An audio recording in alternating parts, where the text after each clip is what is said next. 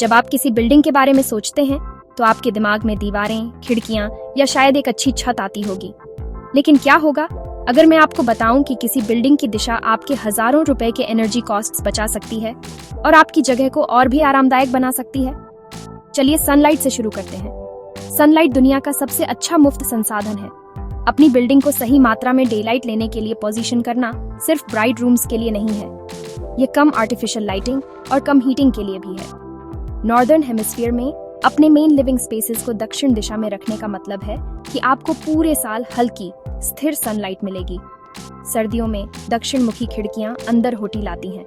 गर्म जगहों पर पूर्व और पश्चिम दिशा में स्मार्ट शेडिंग या गहरे ओवरहैंग्स दोपहर की तेज सनलाइट को रोकते हैं, जिससे एसी चलाए बिना भी चीजें ठंडी रहती हैं।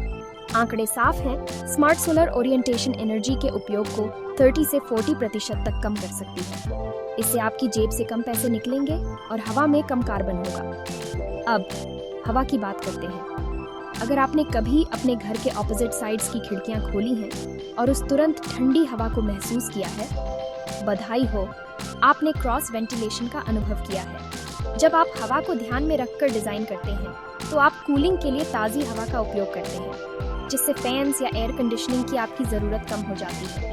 ये पता लगाना कि सबसे तेज ठंडी विंडें कहाँ से आती हैं और उन्हें अपनी बिल्डिंग से गुजरने का रास्ता देना बहुत बड़ा फर्क लाता है, खासकर गर्म उमस भरी जगहों पर। अपनी प्लानिंग में सनलाइट और हवा को एक साथ रखने से आप ऐसी जगह बना सकते हैं जो लगभग बिना किसी अतिरिक्त टेक के पूरे साल आरामदायक रहे। भारत के क्लासिक हैवली कोर्टयार्ड्स के बारे में सोचिए या इंडियन हैबिटेट सेंटर जैसे आधुनिक लैंडमार्क्स, वे सभी ओरिएंटेशन, नेचुरल लाइट और वेंटिलेशन का उपयोग करके प्लेजेंट और एफिशिएंट रहते हैं। निचोड़ यह है, ओरिएंटेशन सिर्फ इस बारे में नहीं है कि आपका फ्रंट डोर किस दिशा में है, ये एक science backed cost saving super power है।